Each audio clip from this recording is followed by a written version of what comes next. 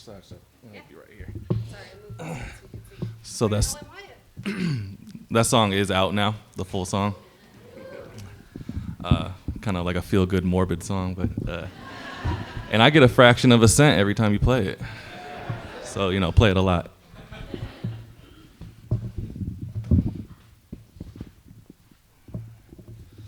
Well, thanks everybody for coming out, and thanks for having me.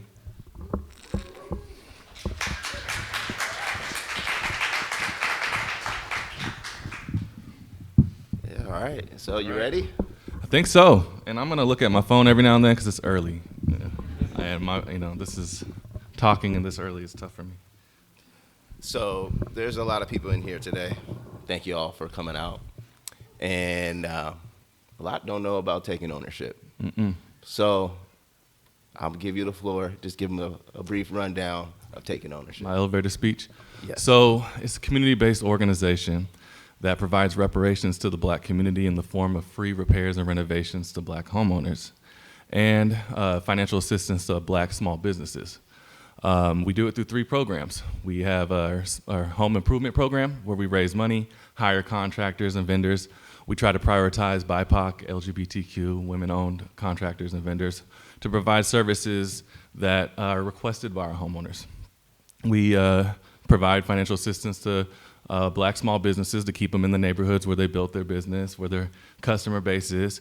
And then we have our community impact program that's volunteer-based. All of you can be a part of it, where we do seasonal maintenance for our black homeowners, come out, do landscaping, yard cleanup, because a big part of displacement comes from lack of maintenance. Gentrification, affluent people move in and they start complaining about the aesthetics of their black and brown neighbors who have a significantly lower income, or a lot of them are senior citizens who are on fixed incomes, and that leads to fines, complaint-based fines that leave them even more vulnerable to predatory real estate practices. So we come out, clean up their yards, make their houses stay nice. That way the city will leave them alone. And those are our 3 programs. Yeah. And I started this, thank you. And I started this back in 2020. During a lot of my studies at PSU actually prompted this. I got a degree in black studies and sociology, so I was studying white supremacy in depth and learned white supremacy is really predicated on land ownership, keeping land, taking land, excluding others from getting land. It's the fastest way to grow wealth and pass it on to future generations. So just trying to keep land in the black community. Nice. All right. So you talked a little bit about your education, that background, and we see obviously from the music video that you're a very creative individual. How does that creativity play a role in your creation of taking ownership? Well, I mean, anytime you're trying to solve a problem, you got to be creative about it. And then if you start something from the ground up that's new, you got to be creative about the model. You got to be, and so that's what it took. And I'm always evolving the model to be efficient, work better, to include more people. And it doesn't always work out. At one time, I tried a service where we pretty much were pimping out volunteers. We allowed our allies to hire our volunteers to do yard work for them, and then they would pay us money. But our allies, our volunteers, were like, we don't want to do work for white people. Like we want to work with the black folks. So that didn't work. So we ended up, so we pivoted away from that and instead started doing like sponsorships. So doing these volunteer programs, there's overhead costs. It's not just free to us. And we had a lot of big corporations and companies reaching out to kind of do the photo op and look good and be like, look, we like black people.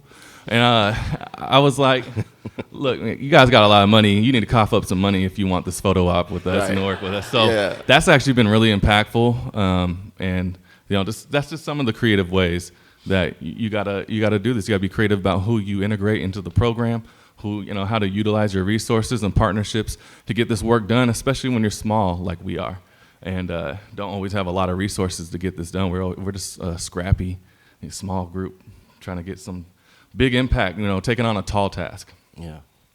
So I love what you said about evolving. So kind of stick with that. And taking ownership is something that's brand new to Portland. You don't really have like a model out there to directly follow. So as you're working, how do you know when to make a change and make an adjustment to your vision? I mean, when stuff doesn't work, when people start complaining. I mean, I think that's the big thing is just the impact, the feedback. We are big on getting surveys out to our homeowners, to our volunteers, figuring out what's working, what's not working, and we're very receptive. I mean, this is a brand new thing. I don't have all the tools. I don't even have a background in housing.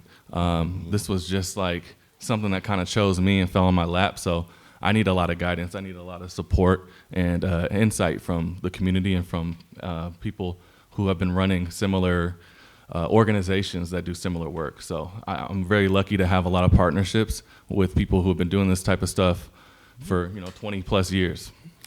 So do you ever run into individuals that are skeptical and are unfamiliar that it leads to that? How do you address that?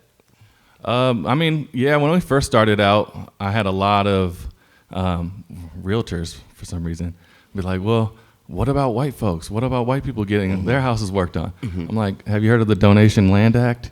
Y'all got like, in 1860, you got like 300 acres of land. You guys gotten a lot. GI bills, all kinds of things. You've gotten a lot of handouts from the government when the general public meant just white. So it's a lot about teaching the history. This country does a fantastic job at making sure we don't know our true history of America.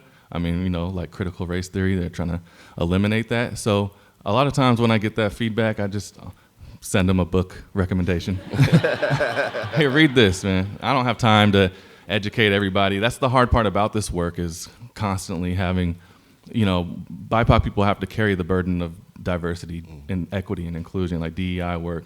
We have to teach about our history, and it's tough, man. It's like it's raising up trauma to have to talk about the plight of your culture, your community all the time, to justify your mission. So yeah, a lot of times I'll just send them a book, and then I do stuff like this where I do get to share my thoughts, and I'm blessed to get platforms to be able to talk a little bit. It's always tough when you have to explain 400 years of trauma in 5 minutes. Right. Yeah. You get it. I know you know. So you're obviously, this work is difficult, and you need to find inspiration somewhere. And then in your life, where do you find the inspiration from to just keep going? Well, I've been a father since I was 19 years old to twins who are now 19 years old, which is a trip. They're my biggest inspiration. I mean, being that young and having two people come into my life that are counting on me to make a better place for them, a better world. So I knew immediately when I had them, like, a lot of times we live in a capitalistic society, so individualism is promoted. But I knew early, like, my kids aren't going to be in the house all the time. I'm not going to shelter them. They're going to be in the community. So I dedicated myself to community activism and trying to make a better place for them, for their future. So they're my number one inspiration. And then, see, this is where I got to look at my phone because. Yeah, go ahead. Oh yeah, like I said earlier, I feel like this work chose me. I really do. Like, I had no idea it was going to take off the way it did. And with that, I feel like kind of like my ancestors chose me to do this. I have a lot of commitment to it. That's what inspires me is I know what my ancestors went through because I have an education on the history, far worse than what I've gone through. So if they're able to make a difference and provide a better life for me, then I should be able to do it too. And I just get inspired by other people making change in the community. There's a lot of people out here doing great work. And it's just beautiful to see what especially during the pandemic, so many beautiful like Black-led and BIPOC-led, LGBTQ-led organizations sprouted out of that, and so that inspires me a lot. Awesome. Yeah, this work again is extremely hard, and for someone who's thinking about getting into this type of work, what kind of tips would you give them as far as how can they deal with this work because it's so burdensome physically, emotionally. You got to deal with a lot of red tape, politics. So how do you deal with that? My advice would be, when I started this, it was just straight activism. I didn't think it was going to be a nonprofit or organization or anything. I was just like, let's make moves. I thought society was changing. I thought, things. So I just was like, send me money, I'll make a difference. Now I would say I would advise people to go get their 501c3 immediately, raise money, and hire staff immediately, because this has burnt me out just because I've worn so many hats. I just haven't had staff. I didn't know it was going to blow up the way it did. So if somebody can do so, I would just suggest a lot more planning, work-life balance. I didn't grow up in a place where we talked about self-care. I didn't know what the hell self-care was, especially being a 19-year-old father. It was just like my parents were like, oh, well, you're having unprotected sex. You better go get you know what the consequences are. You better go get a job and bust your ass. So I would just suggest finding that work-life balance, taking care of yourself. After my father passed away a couple years ago, I really started prioritizing my mental health and just taking care of myself. So highly suggest that to anybody getting into this type of work. Yeah, that's great. So you also wear many hats just outside of the organization, right? So that's a big hat you wear as far as being taking ownership. You've done at-risk youth work. You obviously have a music career that's been going on, and you not so much anymore, but yeah. Yeah, well, that looked recent. True. Yeah. Every now and then I dabble. All right. So, how do you juggle, those three things in your life? Well, I don't do at-risk youth anymore, and not a lot of music, but how they have prepared me for this type of work. Well, I mean, the at-risk youth part, I worked for nonprofits, so I at least got to see what nonprofit world looked like. But I was on the other side. I wasn't doing all the logistical stuff, all the stuff I hate, like getting insurances and books and stuff like that. But the musical side, hip-hop world and nonprofit world are really a lot alike. It's competitive as shit. I mean, it's like a whole bunch of people fighting for resources, people talking shit about each other behind their back. That's hip-hop too, So, hip-hop, I grew to get thick skin doing that, I grew up in the scene battling people and stuff, Right. I battled you. Yeah. So yeah, I think just the competitive nature, I'm up for it. You got to be creative in like how to set yourself apart from everybody else. Like what's gonna get the attention of this foundation and or this corporation or whatever who wants to give you money. And unfortunately, that really sucks. I hate that part about this all. That's just such an arm of capitalism, of schmoozing and begging for money all the time. That's not what I like, but I mean, I was built for this, so let's go get it. And it's for a good cause, so. All right, that's perfect. Yeah. So we got this actively engaged crowd right here, and some people are probably wondering, how can I get involved with taking ownership? Can you give people like a brief rundown how they can get involved? Oh yeah, it's so many ways. Donate money. That we need that. We need a lot of that. Even though this year we just got our nonprofit status, so actually it's been a really good year, thankfully. Been able to breathe a little bit. Last year was scary. I was updating my resume. It was looking rough, economy and everything. So that's one way, and that's a big way. We have over 500 volunteers signed up, which is incredible. But I always encourage people to sign up to be a volunteer. Our work parties are awesome. You come out, you're doing landscaping, decluttering jobs, stuff like that with other like-minded people. I know there's a lot of networking that goes on. People get their hands dirty. Our community impact director, Jed, is incredible. So I highly suggest that. You can submit your organization or company to our community resource list, which has a ton of different companies, organizations that are categorized by the community they identify with. So say you want to, hire a black-owned contractor, you can find it on there, or you want a Hispanic or, whatever. So I highly suggest submitting your organization or somebody else's on there. And yeah, those are the main ways. If you're a contractor, a vendor, you want to donate some labor, materials, things like that, there's a lot of ways, and it's all on the website. Perfect. But I got some questions for you, actually. So you don't know. So me and him, we've been close friends since we were 11. He's incredible. He's an educator. He's inspired me a lot. So I had to bring him on to my organization as a board president, and now I'm trying to kind of integrate him as a face of this as well. Trying it. Because I can't be the face of this forever. I've been doing it for 5 years. I'm only one perspective. I can't speak for the black community all the time. And especially, even being light-skinned. There's a different experience being light-skinned, being dark-skinned, right? Right. So I want y'all to get to know Charles a little bit too. And you're a Portland native, so tell me your perspective. Like, why do you think this work is important? Well, I grew up right off of Alberta Street. I remember when if you were drinking on Alberta, you'd be arrested. And it was nothing on there but a couple of shops that are still there.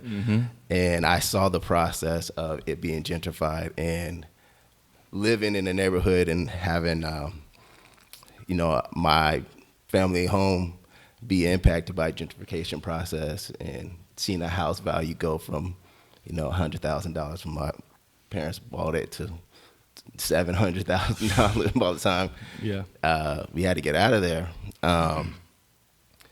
That part really affected me when I first hearing about taking ownership and the movement that you were making, and then seeing so many of my friends deal with the same thing. And I would say during the process of gentrification, I remember one instance, and I was working at the Boys and Girls Club in North Portland, and that area was being gentrified. And I remember talking to some of the younger kids there, and I remember one kid was saying that, "Oh, I can't wait until we come back here," and he didn't realize that he wasn't going to be able to come back here, and it was the truth for a lot of them. And I think that really stuck with me for a long time. And then once taking ownership really started to grow legs, then I was like, I really started finding myself really drawn to this work, and I wanted to really jump on and make a difference. Yeah, and this displacement's tough, like moving. A lot of us are getting pushed out east. I know when I became a dad, there's no way I could afford any kind of housing in our old neighborhood that we grew up in. And move this over here. And that's tough because a lot of the resources are still in like North Portland and Northeast Portland, right? Urban League's still right there off North Williams. And so, and a lot of those resources, so now people have to make long commutes to get the culturally specific resources, and it's tough. So, yeah, that's the reason I want to keep these homes in these communities and passed on to future generations. Not only that, also because of the wealth aspect. Right. These houses some of these people bought these houses for $40,000, and now somebody can move in there and have an $800,000. I just sold a house in Albina for crazy. It was crazy how much it went for. So yeah, so I hear you on that. Yeah. So you're just getting started with taking ownership. Can you talk a little bit about what's your role and how do you see your role evolving? Yeah, I'm the board president, so I oversee like pretty much large budget projects that get presented, and I just either get a yay or nay on them. I'm able to work with you closely and kind of get the insights of it, conducting meetings with the board, and hopefully in the future I could take more of a role, more of a become more of a voice for taking ownership, more of a face for taking ownership, alleviate some of those pressures that you deal with, and free you up to allow you to be more creative, and get you more on that path that you first started with before you got all this extra stuff. So my vision is to get taking ownership as far as it possibly can. I appreciate that, and I've been throwing him into the Lions Den. I've been just like putting him on stages, and yeah, it's been great. He's been killing it too.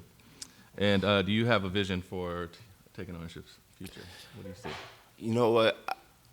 I would love taking ownership to be adopted by other ethnic groups, minority groups in the city. I get approached by people from the indigenous community. I get people from the Hispanic community after I do presentations. But what about the white community? I've had that before.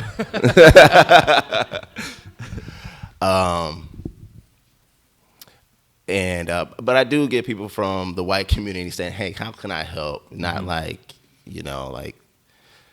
with my reparations as a white man. I don't get that a lot, but I have gotten that. But I think that would be great to kind of have those communities feed off that model. And also another big thing is taking ownership in black communities outside of Portland. That's a big thing we're working on, actually. And I've been lucky enough to have been flown out to like Philadelphia and some places on the East Coast to speak on panels. We're working on a playbook right now of like how this all works to give that out to different community leaders around the nation. So we'll see how it goes. Yeah. Portland's a very unique place, though. I always tell people I have a very unique, being a hip hop artist, I had my face out here a lot. I did community activism out here, all kinds of different projects. And, this is the whitest city in America, but our white folks here are very progressive in a lot of ways. And they are looking for ways to put their, places to put their money and their time that I've learned. And so I don't know if it's tougher in some other cities. When I went to Philly, I was like, man, your black community is huge. I don't know what your ally community looks like, so I don't know how these things will work, but because I really do think Portland is a special place when it comes to being open to unique models, and y'all showed up for me at least. Thank you. And I know some other nonprofits that are doing fantastic work that are getting a lot of support too. So hopefully, though, we'll see if these models work in other places. I mean, I think they will. I mean, even if they had to work on like a smaller scale, or what if the federal government decided to do something like this? Oh, come on, man. I love that. They don't even want to teach about this stuff, that's the goal. And that's what I thought when I first started this is going to get, picked up by the city or something. Like, I just thought I was going to create a model that would get absolved by some bigger established thing. That's why I said I didn't think I would be doing this, leading this initiative. But then like the city early on starts dropping like $100,000, $200,000 projects on me. Like, hey, you think you could fix this house up? I'm like, man, I just raised like $20,000. That's all I have. You're the city. You should be doing this. So yeah, I don't know. The federal government is doing everything they can to not even talk about it. So. We'll see. I don't know. Something's happening in San Francisco, though, right? And aren't they doing some reparations out there? They got close. Oh, yeah. They got close. So more questions for you now? Okay, yeah. All right. Is that okay with y'all? We're not boring you or anything? Okay. My energy level is low, I'm not going to lie. All right. This is a great question here because you might have people here or people listening who aren't living in northeast Portland areas that are vulnerable to gentrification, right? And they're thinking about moving into these areas. Mm-hmm. But they don't want to be necessarily part of the gentrification problem. Impossible, but yeah. It might be impossible, but can you give them some kind of strategies, some kind of methods of easing their way into the community and not amplifying the problem? Absolutely. I usually tell them about this place called Milwaukee, Oregon. No, I was playing. I'm kidding.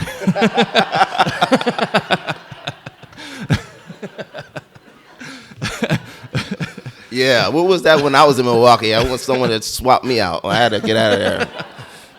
No, I'm playing. One thing I talk about a lot is compassion. When you move into these communities, know that you're going to have people that have been in these communities for generations. They're usually going to be black and brown. They're probably not going to make as much money as these new white affluent people moving into the communities. their house might not be as nice as yours, and there are a lot of, like I said, in my experience, most black homeowners are senior citizens on fixed incomes. They don't even have the physical capacity to keep up with their house. I'm 39 years old, and I can barely keep up in my house, and so I couldn't imagine being in my 70s and 80s. So instead of calling the city on them and being a snitch, which leads to fines and liens and leaves them even more vulnerable to developers that come in and try to do under market offers to them. Go over there and like maybe see how you can help them. Maybe try to get an understanding why they're not keeping up with it. Nobody wants to live in a dilapidated house. Nobody wants their house to be unhealthy. There's probably a reason behind it, and a lot of times it's income. So I just push that, and also you can join my organization and you can do volunteer work with them. But that's like the big thing is try to keep the culture around, be kind. Because when gentrification happens, it's not just the buildings coming up and the cost of living going up, but the culture changes. And people move in and they're not polite to the people that are there anymore. Now the people that lived in those communities feel like outsiders. So that's the tough part. So just try to keep some of the culture alive in these communities too. Don't knock down everything don't replace every shop, every barbecue place with an artisan bakery or something. Or something, just like try to keep some culture alive and be compassionate. Do you know anything like off the top of your head, like as far as a place people could go to educate themselves about the neighborhood, thinking about the culture of the neighborhood? People just might not be educated up on it. I would say like Word is Bond does these walks, albino walks, where they talk about the neighborhood. African American Alliance for Homeownership does. We should probably talk. That's what I'm bringing you on. You're gonna have to do that. That'd be great. Those are some of the few that I do know of. Black Men's Wellness, and they talk a little bit. So those are some of the places I know that do education on the history of the community, and so people know. And I know in Albina they've kept like some there's some areas you can read up on, like, oh, this used to be a jazz club, and and what happened to it? So Right. Right. So Portland home values are just increasing. How do you prepare those in the community against predatory real estate practices? Education, just kind of telling them what it's going to look like, what to look out for. They are clever, and historically they would even tend to be churchgoers and whatever, try to have some commonality with the homeowners to get them to get an optional ARM loan or a subprime loan. I mean, that's 2008 crash. Those predatory type of loans were happening to black folks and brown folks in the 80s. So that's why they were able to do them. So just looking out for, giving them the education about what this looks like. Like I talk about with the fines and liens from the city, look out for that. But that's the big thing is really just letting them know what a predatory practice looks like. And I'm still learning too, because they're clever and they're ever evolving, and that's why you got to be creative in how you prevent them and alleviate them. So how does repairing homes play a role in that? So like I said, when you repair the home, you keep the city off their back because they're not coming out and they're not going to put complaint-based property maintenance fines on the homes because we're taking care of whatever is against code. So that's the big thing. And it's also putting money into the house, which leaves them less vulnerable, that they don't have to spend their savings on it. We'll take care of it. And then, it just leaves them less vulnerable to the developers that come out and say, oh, I see you have a lien on your house. Or I see you have fines. Here's $300,000 for your house when it's really worth $500,000. And so a lot of times they've taken those, they need the cash to pay those things off, and then they find themselves out in Troutdale renting an apartment because they did that. So that's what the repairs do. They just keep the city off their back, and that's the area that we combat. Right. So let's talk about allies a little bit. In Taking Ownership's mission, it really talks about community building. Why is that so important? Because we're all we got. That's it. We can't do this on our own, no matter how much capitalism tells you we can. We have to, work together, and that's always been my mission. I know I have more to say about that, but I don't remember. Strongest form of rebellion. Huh? Strongest form of rebellion. Oh yeah, and community is the strongest form of rebellion. I mean, that's what they try to do, right? Divide and conquer. They're always trying to find a way to separate us, even though we have more in common than we do have differences. So that's what I want people to know, and that's why I want people to build community with each other and humanize each other. It's easy to dehumanize each other because of our differences, but it's really important to see what we have in common and how we can work together. Yeah. So I think we're almost wrapped up with this interview. Is there any last things that you didn't mention you want to say? Well, one thing I like to always say is just, you don't have to be an expert in something to make an impact. So Yes. I didn't have a fucking clue what I was doing. Still don't in a lot of ways. I just kind of went out there and did it. I just encourage people to, if you see a problem, go out in there and try something. You never know if it's going to catch fire. Somebody else might be doing it out there. Collaborate with them. But I just like to encourage people to put your brain together, visualize it, and go for it if you got the capacity, and collaborate as much as you can. That's a big thing I'm doing right now. Collaborating with all kinds of different pre-apprenticeship programs, so that way we get that free labor. And no, it's good. They get training. They get training towards their trade. Definitely. It's a great thing. It's a great symbiotic relationship. I just encourage that. All right. And we got another video. I wanted to share some of the homeowners we served, and they talk about the impact of the organization on them. So I think we're going to end with that, if that's all good with y'all. All right, thank you all. Yeah.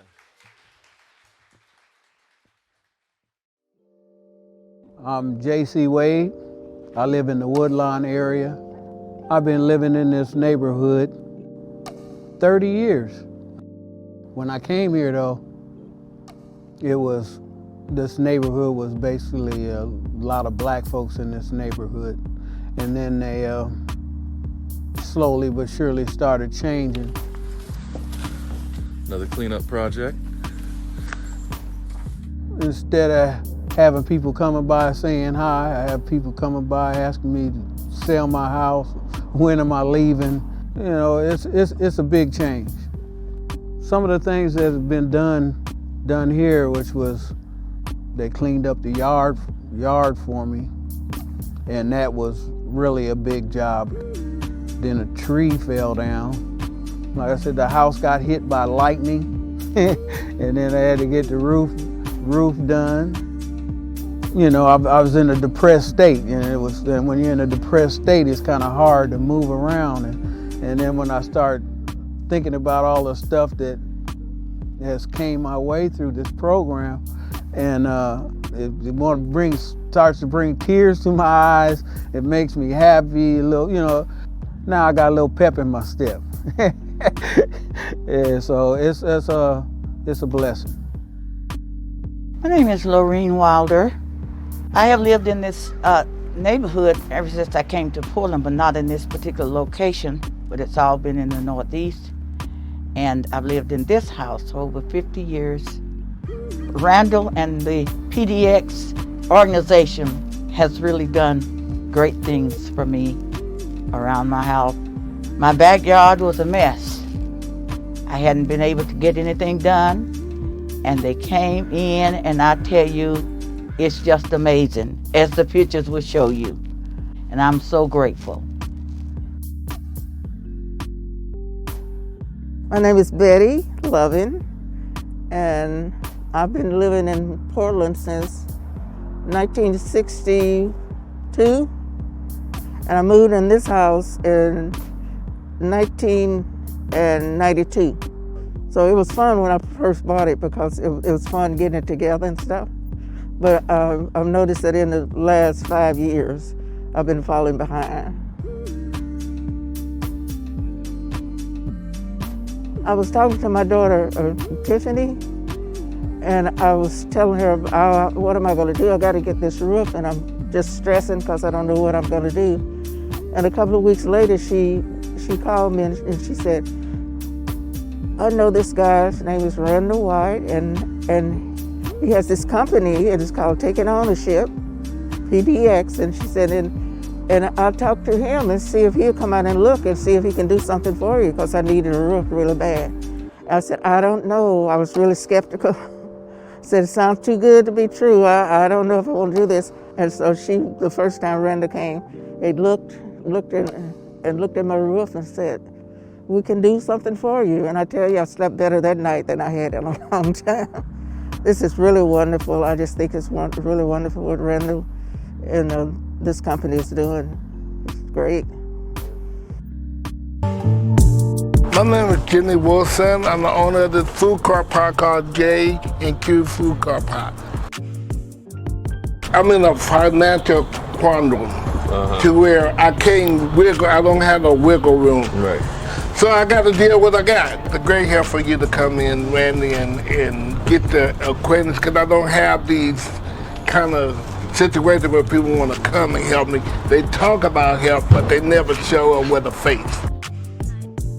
Randal from Taking Ownership is here today. Right now, today, as you can see, it's helping me clean my building, surrounding parking lot up. And they're doing a very good job with that. And I thank God for Randal, because today I wasn't able to financially do this by myself. I heard about Taking Ownership on the news. That's where I heard about them for the first time. The organization did a lot for me and my family. Without the help that they provided, there's a big chance that we might not have been able to stay in this house for a long time. This house had several issues. The roof needed to be done. There were several things that needed to be cleaned up around the house, and I decided to reach out to Taking Ownership to see if they can help with the problem, and they did.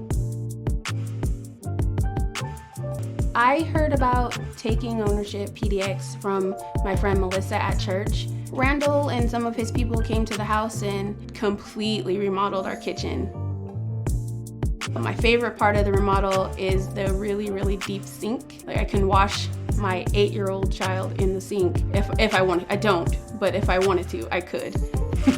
Organizations like Taking Ownership PDX are important because it just helps our people know that our community cares about us, and you don't have to deal with the situation you're in by yourself.